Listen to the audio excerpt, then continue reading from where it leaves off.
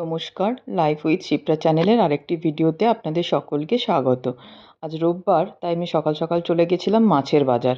আজকে নিয়ে এসেছি ইলিশ মাছ আর ভেটকি মাছ। আজ বানাবো ভেটকি মাছের পাতুরি, আর ইলিশ মাছটা রেখে দিচ্ছি। পরশুদিন মা আসবে, তখন ইলিশ মাছের কিছু বানাবো। মা আর আমি দুজনেই ইলিশ মাছ খেতে খুব ভালোবাসি। আমি আগে ভেটকি মাছগুলোতে নুন আর লেবু মাখিয়ে রেখে দেবো। আজকে বানাচ্ছি আমি ভেটকি মাছের পাতুরি। কলা পাতা দিয়ে এই প্রথম আমি পাতুরি বানাচ্ছি। আমি আগে কখনো কলা পাতা দিয়ে বানাইনি, লাউ পাতা দিয়ে বানিয়েছি।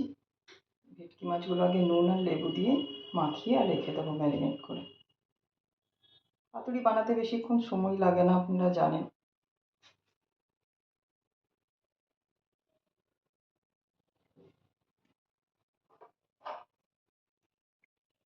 এটা সাইডে আমার এখানে 5 পিস ভেটকি মাছ আছে।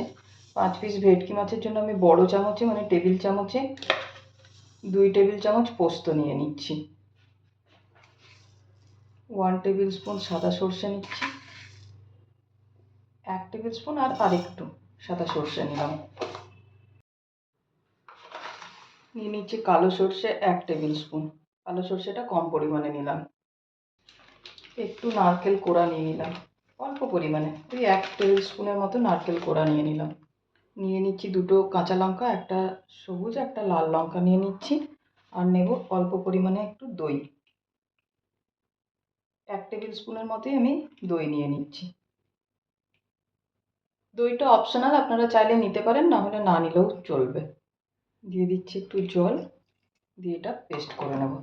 চলুন এটা পেস্ট করে নিই। এবার এটা আমি একটা বাউলে নিয়ে নেব।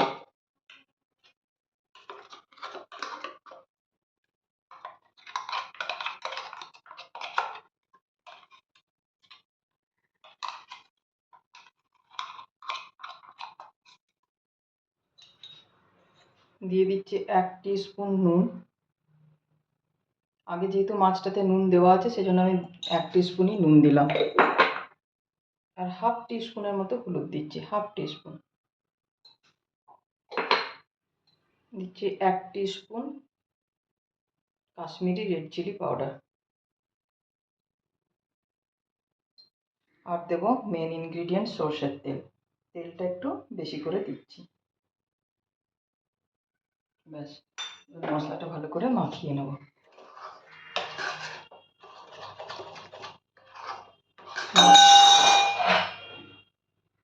মশলা আমার রেডি, দেখুন মশলা রেডি, মাছও ম্যারিনেট করা আছে। এবার পাতাটা আগে রেডি করে নিই, তারপর ফোল্ড করে নেব। পাতাটা আমি ধুয়ে নিয়েছি, এবার একটু গ্যাসে সেঁকে নেবো এটা।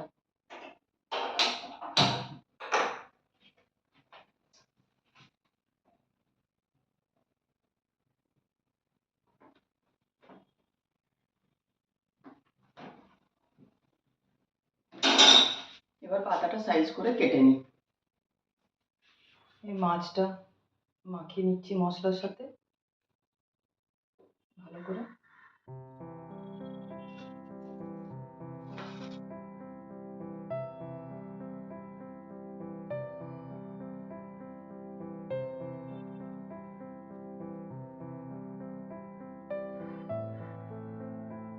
উপর থেকে দিয়ে দিলাম একটা লঙ্কা। এবার এটা মুড়ে দেবো ভালো করে।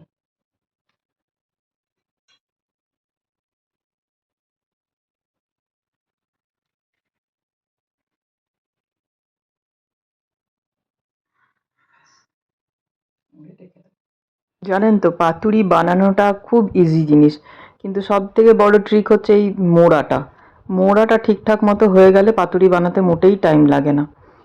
কিন্তু এই মোড়াটাই হচ্ছে একটু ট্রিকি, আমার একটু ট্রিকি মনে হয়, সমস্যা হয় মোড়তে। আর আমি কলা পাতা দিয়েই প্রথম বানাচ্ছি। আমি বরাবর লাউ পাতা দিয়ে বানিয়েছি, কলা পাতা দিয়ে কোনো দিনই বানাইনি।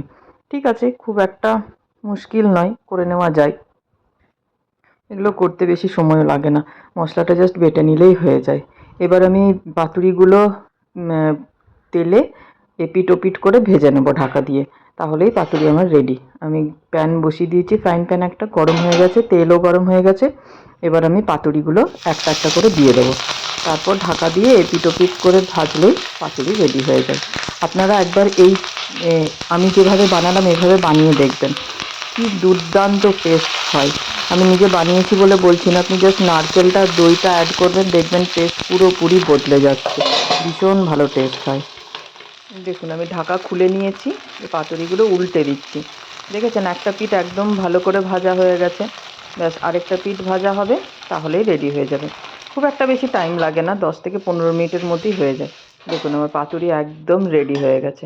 ব্যাস এগুলো এবারে নামিয়ে নিয়ে আর গরম ভাতের সাথে পরিবেশন করব।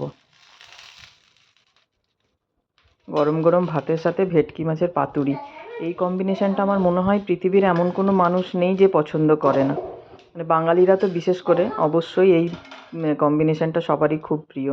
আর সত্যি কথা বিশ্বাস করুন, এত ভালো টেস্ট হয়েছিল না, এক নিমেষে ভাত শেষ হয়ে গেছে। আজকে আমরা তিনজনেই খুব ভালোভাবে খেয়েছি, খুব ভালো করে, খুব তৃপ্তি করে খেয়েছি। খুব ভালো টেস্ট হয়েছিল। আপনাদের যদি আমার ভিডিও ভালো লাগে থাকে, আমার রান্না ভালো লাগে, তাহলে অবশ্যই আমার চ্যানেল সাবস্ক্রাইব করবেন। লাইক কমেন্ট শেয়ার করতে ভুলবেন না। আমার যদি কিছু ভুল ত্রুটি থাকে সেগুলোও আপনারা কমেন্টে আমাকে জানাবেন। আপনাদের অনেক অনেক ধন্যবাদ। তাহলে দেখা হচ্ছে পরের আরেকটা ভিডিওতে। দেখুন আমি পাতাটা খুলে দেখিয়ে দিলাম, কি ভালো হয়েছে। একদম ধোঁয়া ওঠা ভাতের সাথে যা সুন্দর টেস্ট হয়েছিল, দুর্দান্ত। দেখেছেন কি ভালোভাবে তৈরি হয়ে গেছে।